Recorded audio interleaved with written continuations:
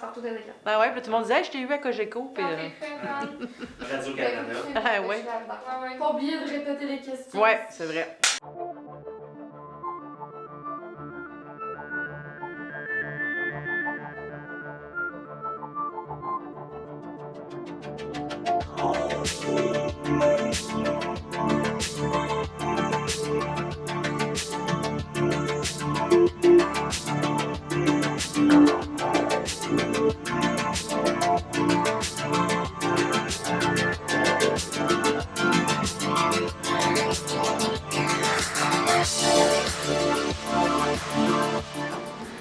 J'ai deux passions principales dans la vie, ça va être la musique et puis la photographie.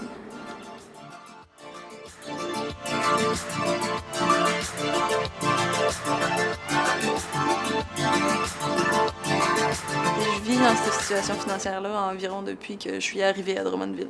Ça fait environ 3 ans. Je fais beaucoup de choses, donc la job est principalement concentrée sur la vente d'essence, évidemment, vu que c'est une station d'essence sur le bord de l'autoroute 20.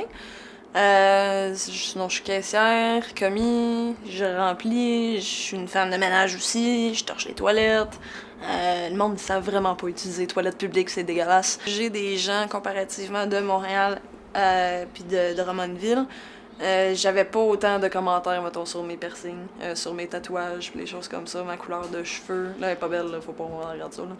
Puis le fait que j'étais un petit peu plus marginale, j'étais plus acceptée à Montréal que je le suis ici. Je me fais souvent dire par des personnes âgées, veux pas, « Ah, tu t'es trompé de place, tes bouts d'oreilles, ben monsieur, j'ai pas fait ça pour vous, hein, t'sais. » Des fois, ça arrivait qu'il y a des gens qu'on aide, qu'ils se faisaient beaucoup regarder, dire des commentaires par les gens sur la rue, parce que c'est sûr que des fois, ils dérangent parce qu'ils demandent des choses ou ils ont un problème de santé mentale aussi. Fait que des fois, ça paraît un peu dans le comportement. Ça peut amener les gens à se demander...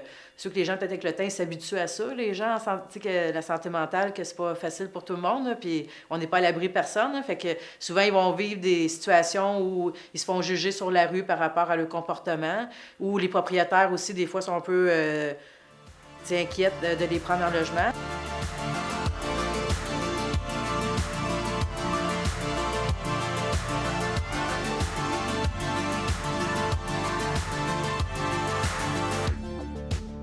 On est vraiment à la base des besoins selon la pyramide de Maslow, ce qui est très logique aussi de ne pas douter de notre nécessité dans la communauté parce qu'évidemment, si vous passez 2-3 jours sans manger à votre faim, c'est sûr qu'à un moment donné, la concentration diminue, la santé en prend un coup.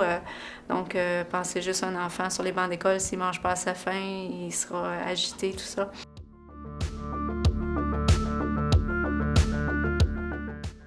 Avec la petite, je l'adore. C'est une petite perle, un petit rayon de soleil.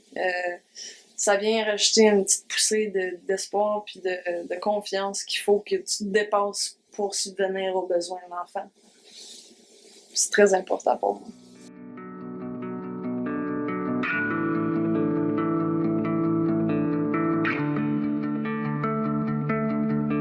Moi, je suis quelqu'un qui est super enthousiaste, qui est positif, qui est toujours présente pour aider les gens. Je vais toujours mettre les gens avant que je vais me mettre moi. Non, c'est pas nécessairement une bonne chose, mais c'est ce qui me fait sentir vivante. Fait que je vais aider les gens pour me faire sentir mieux. Les gens ont tout le vécu, on a toutes nos blessures dans ce qu'on a vécu dans notre enfance ou même dans l'âge adulte. Il y a des gens qui vivent beaucoup de traumatismes là, aussi dans l'enfance, dans l'âge adulte. Donc la pression de la société qu'on ressentirait, en tout cas pour mon cas à moi, d'une jeune femme de 26 ans, c'est qu'il faudrait que t'aies ton auto, que t'aies ton permis, que tu sois en voie d'avoir une maison, que t'aies ta petite famille, puis que tout soit déjà en train de s'établir naturellement, mais comme je ne l'ai pas ça en ce moment. Là. Fait que la pression est difficile, là. Elle est lourde sur moi en ce moment. Par moi-même, et non pas par la société. C'est moi qui est dur envers moi-même.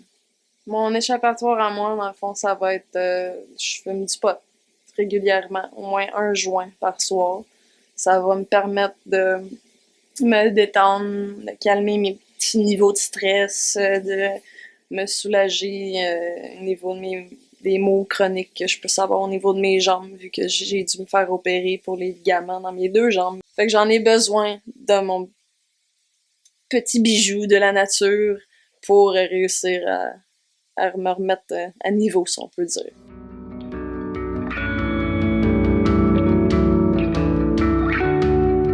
Je vais toujours essayer de rester positive dans la situation que je suis actuellement. C'est normal, comme dans la vie, tout le monde a des downs. C'est normal